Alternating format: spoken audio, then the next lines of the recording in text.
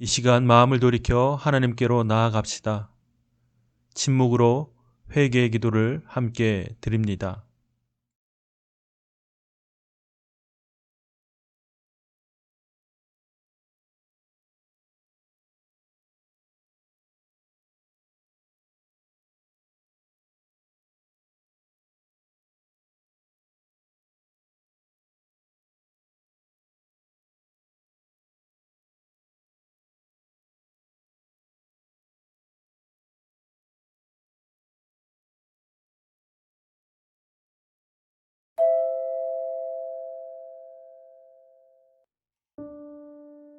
화요일 아침 하나님께서 우리에게 주시는 말씀은 마태복음 17장 1절에서 8절로의 말씀입니다.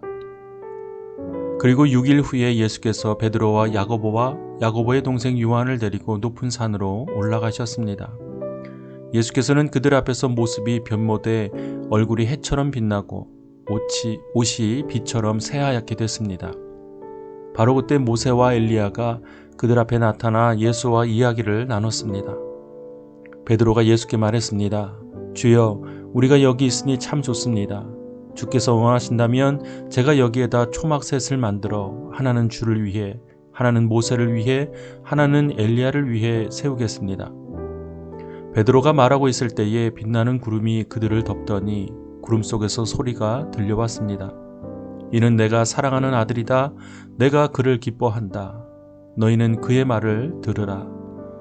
그 소리를 듣고 제자들은 너무나 두려운 나머지 얼굴을 땅에 대고 엎드렸습니다.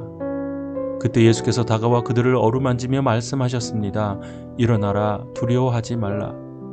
그들이 눈을 들어보니 예수 외에는 아무도 보이지 않았습니다.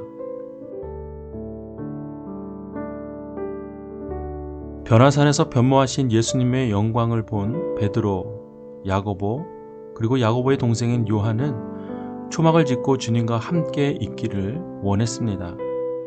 제자들은 유대인들이 존경한 엘리야와 모세, 그리고 자신들의 스승인 예수님과 함께하는 기쁨을 계속 누리고 싶었기 때문입니다.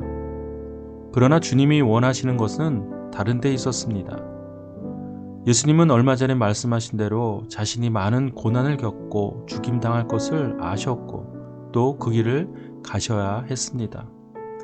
호련히 뒤덮인 빛난 구름 속에서 제자들에게 들려온 소리는 예수님이 하나님께서 사랑하시는 아들, 하나님을 기쁘시게 하는 자라는 분명하고도 놀라운 음성이었습니다.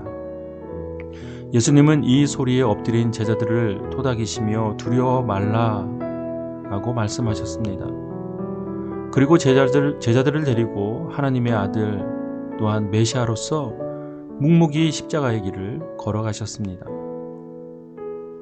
신학자이며 교부인 아우구스티누스는 이런 말을 했습니다. 당신은 빵을 사고 싶을 때 동전을 지불합니다.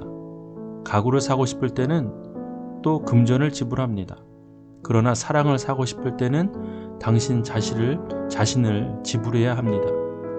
사랑의 값은 당신 자신뿐입니다. 라고 말입니다.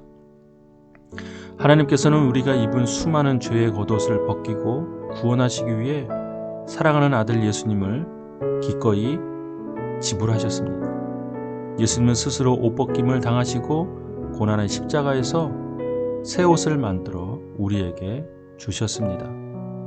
사랑하는 여러분, 예수님께서 제자들과 함께 변화산에 있을 때 하늘로부터 들려온 그 음성이 우리 삶 가운데도 동일하게 있기를 원합니다. 하나님의 자녀로서, 하나님의 백성으로서 우리를 부르시는 하나님의 그 부르심을 따라 묵묵히 우리에게 주어진 삶을 향해 나아가는 우리 모두가 되기를 바랍니다.